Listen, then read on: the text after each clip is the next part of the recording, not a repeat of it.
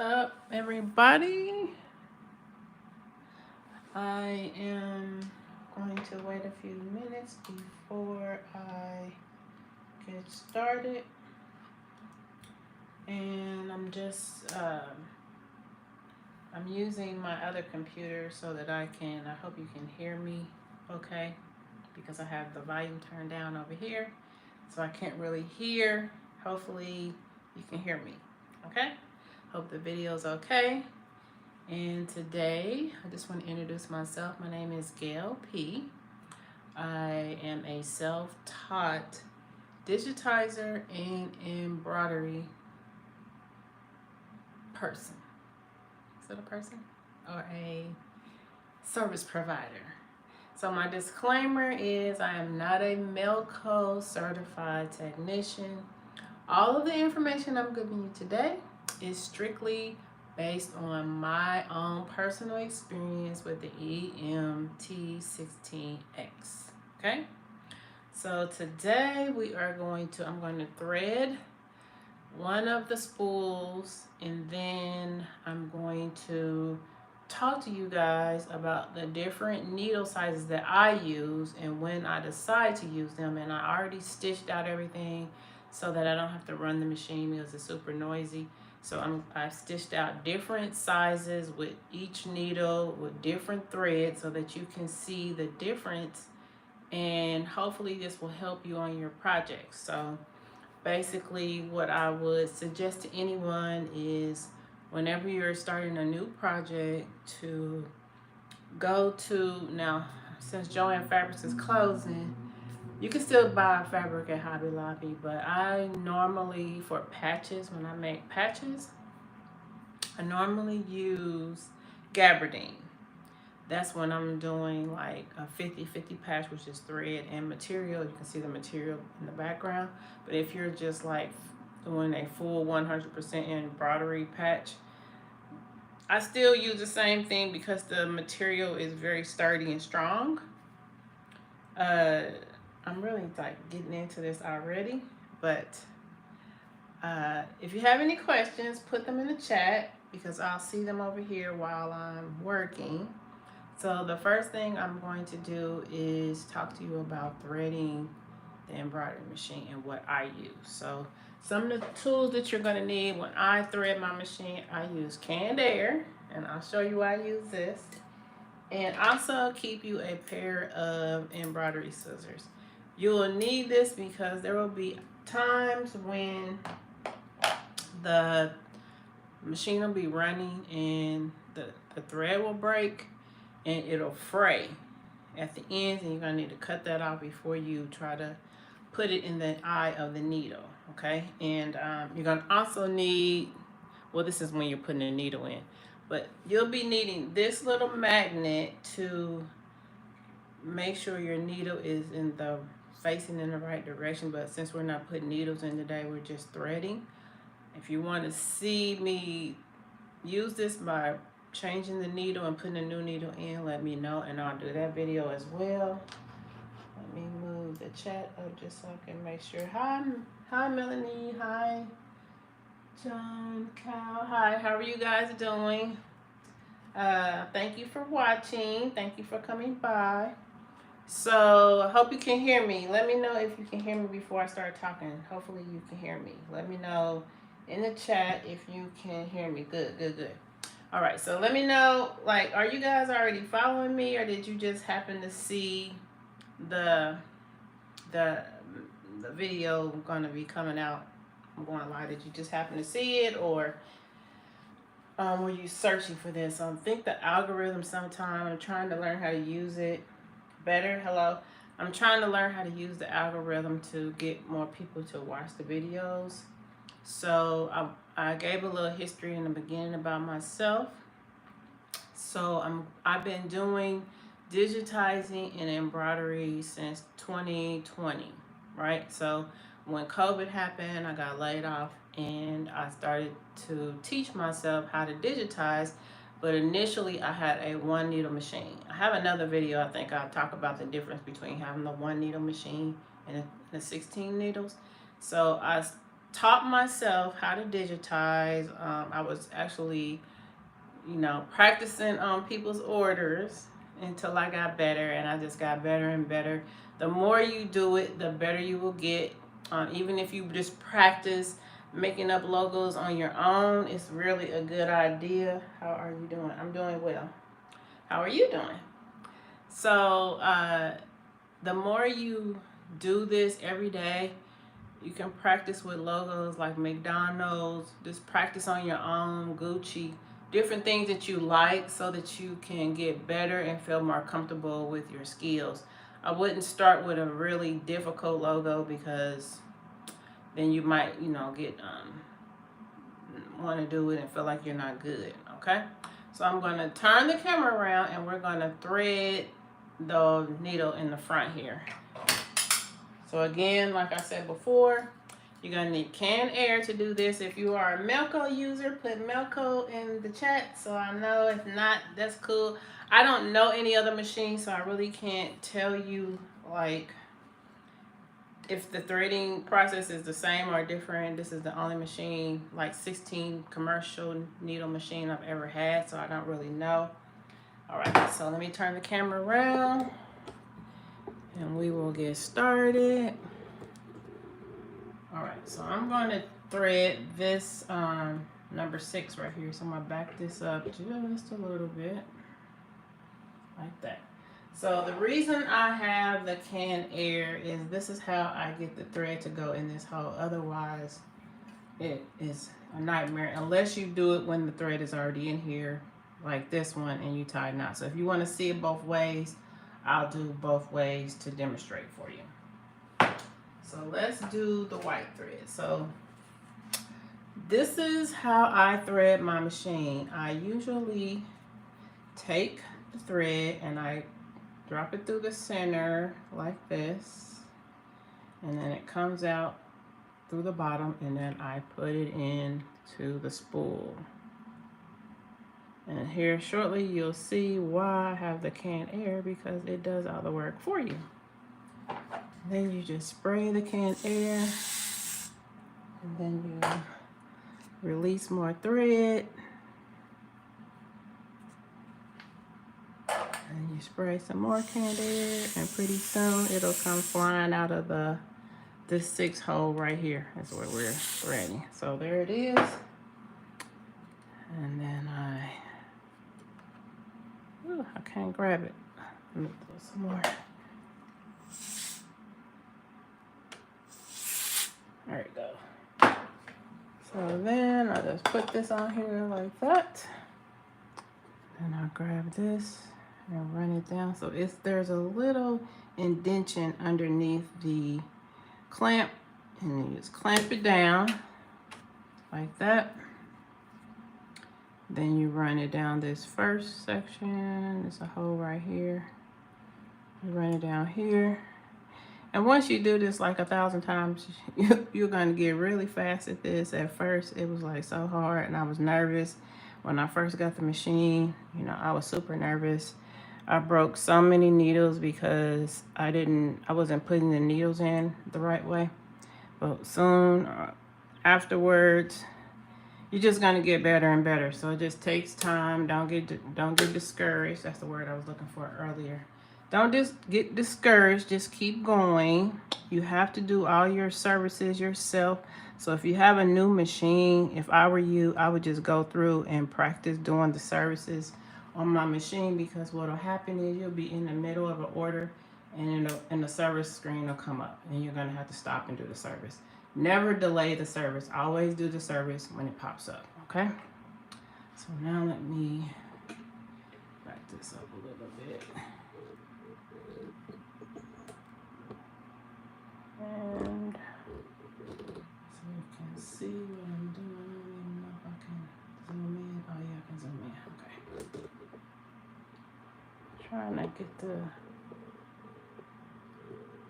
come down so you can kind of see what I'm doing without the camera falling over. Alright, so here I am now at the bottom, sliding it in this position, number 6.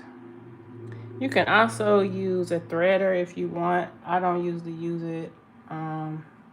Like I said, I've been doing this for 4 years, so it's a super easy. And then I like close the cutter, and then I like cut off the excess thread like this.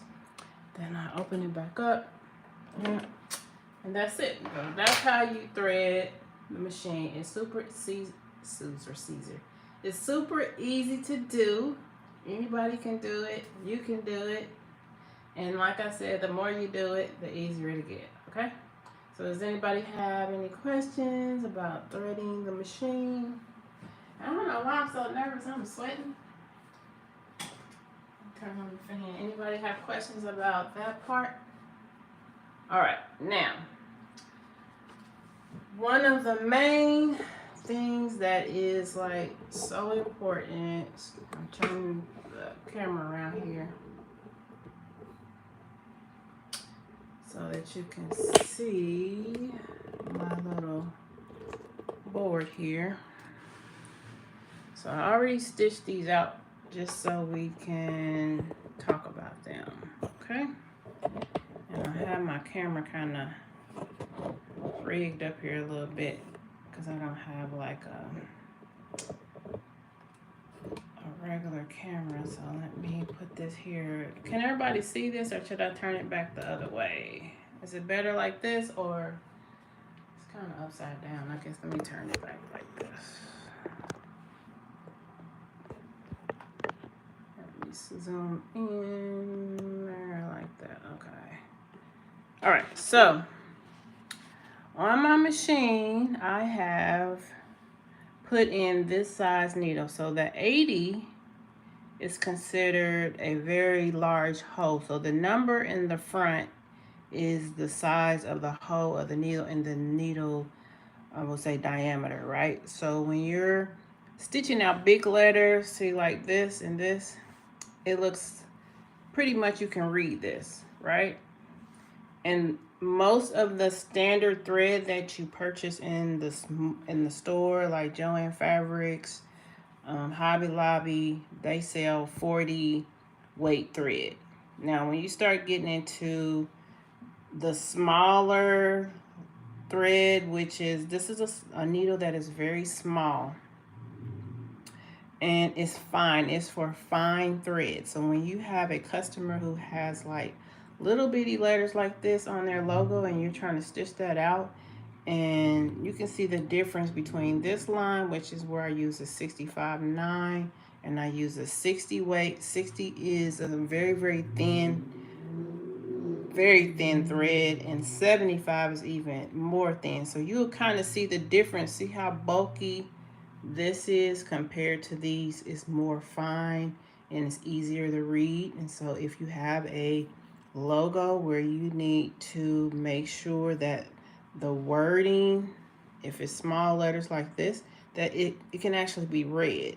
So I changed over and I used the Needle Size Matters logo, wording here with the 65.9 compared to an 80-12 needle. And you can see that there is a great distance in how clear the letters stitch out, and you can make the letters out. You can't really make this out and it looks really bunched up. But if you use a thin thread and a smaller needle, then this is how it will look when you have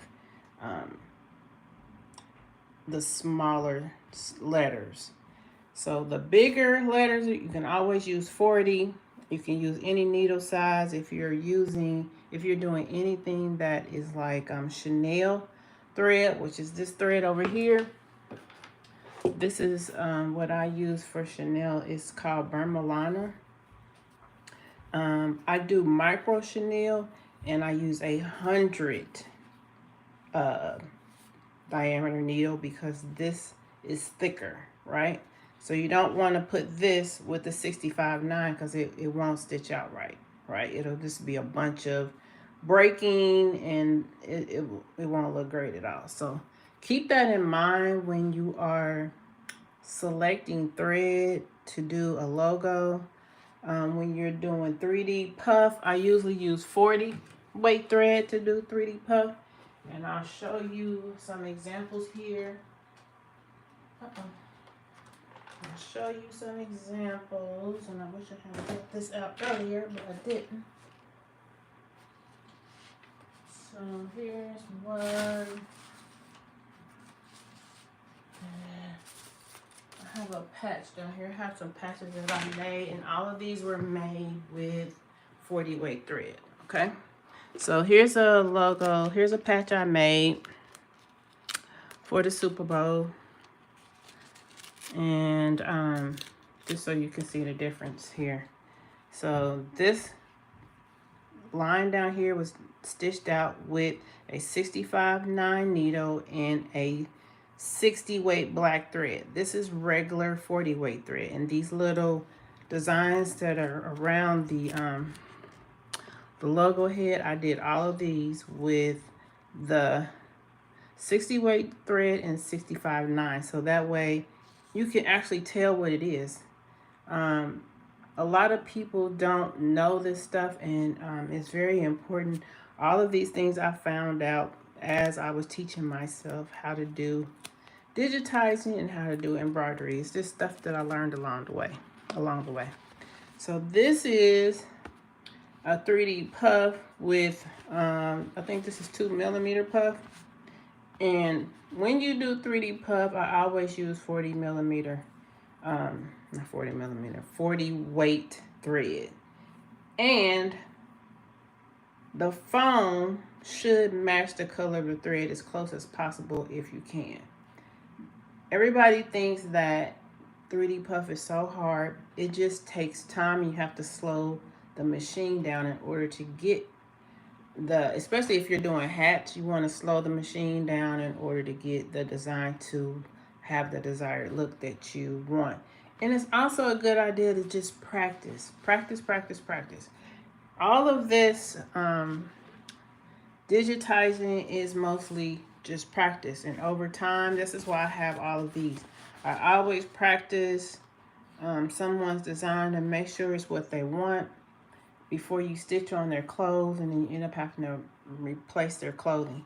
So my suggestion always is to practice on other t-shirts. So like if you're doing polo, t-shirts, hoodies, just go buy you a cheap one from the Goodwill, all kind of different, select different types of fabrics. And that way, when you get someone with that type of fabric, you can practice the logo on your test shirts before you actually do it on the real shirt. So my suggestion is to always have test material that's similar to your project. Okay? Are there any questions so far about anything I've just said? If you are watching this on a replay, you can always put your questions down below, and I'll help you as best that I can. Now, the other thing I would suggest that you do if you're just getting started is to make you a needle sheet. And the reason I say do this is because after a while, you'll start switching needles in and out so many times, you'll forget which needle is on which thread location. And that way, like I always keep all 4 in the very first 4 positions, because I usually don't use all 16 for a logo. So my last 10 through 16 are all 100 needles, which is for micro chenille. And then I change these out interchangeably if I need to. But always keep a sheet like this with your needle numbers over here. That way you can reference which one you're talking about over here. And also, I would write it in pencil just in case you change it. I would just write it in pencil. I wrote this out today. I have it in a notebook, but I just wrote this out just so you guys could see it. But I would use something like this if you have a notebook. Every time you learn something new, you just write it in the notebook so that you can refer back to it. When this live is over, I'm going to put the link to the Melco technician, the Melco. They also have like a knowledge base where you can go in there and type in like, I'm having problems with this, or I'm having problems with whatever. And they'll have videos and everything. So like I really taught myself everything that I'm showing you right now, just using their information and watching their YouTube videos. Most of everything that I've done is me just watching the video. So I would suggest taking out some time and just looking through your booklet. They have an online version, and when you get the Melco, it comes with the book. I would just look at the book, go through each section so you understand how your machine works, how to load up the thread, how to do your services. You can watch the videos on how to do the service before you do the service, because the pictures are really good. Like, the steps are really good, but sometimes you might not really understand what you're doing. So it's best to, learn these things before you actually have to do it. So for tonight's video, that is really pretty much all I have. I was hoping it would be more questions, but I guess as the video stays up on YouTube, people will have questions. So if you have questions, please feel free to ask them. But for now, that's all I have in terms of the needles. I keep the needles come in these little boxes like this, and usually I just make sure I have at least 2 packs of needles of every size, because you never know when you might break them. You might be in the middle of a project and you don't have any needles. So I always keep extra needles. I would always have canned air, and always order extra oil, because when you do your services, you'll need to have the oil. So I bought this little container, and this is where I keep all my supplies for my embroidery machine, and I just keep it right underneath the machine. I would order me more of these. These are for to keep your I was gonna say your rack. Oh my God, I'm having a loss of words. But it's the arms that hold your hoops. So these can break here after a while from turning. So I would order extra. These knobs here, I would order me an extra bobbin holder. I think one comes with your machine.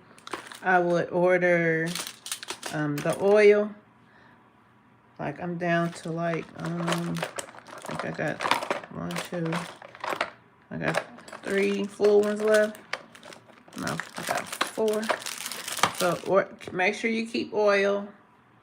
I always keep oil, and also these rollers, so you can replace them at the top.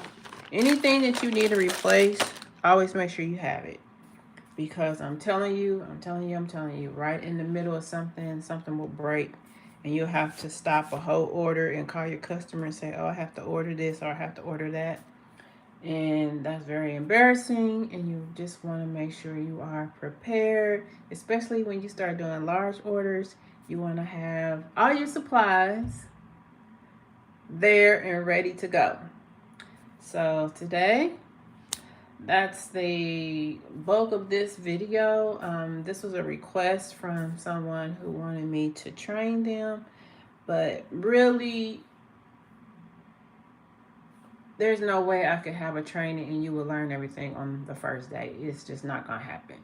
It took me 4 years to get here, so it's gonna take time, and you just have to go with it and do a little bit at a time until you feel comfortable and move on to the next stage. So if you have questions about anything that I've talked about in this video, like I said, please write your questions down below, and I will make a video about it. If there's anything you want to see, I will also try to demonstrate that as well. I use Design Shop Pro. That's the software that I use. And yeah, so that's all I got for tonight, guys. And it was fun talking to you. And my little nerves have gone away. But I hope that you enjoy the video. If this is something you like, please share, and most importantly, please subscribe. Thanks so much, and you guys have a great rest of your night. Peace.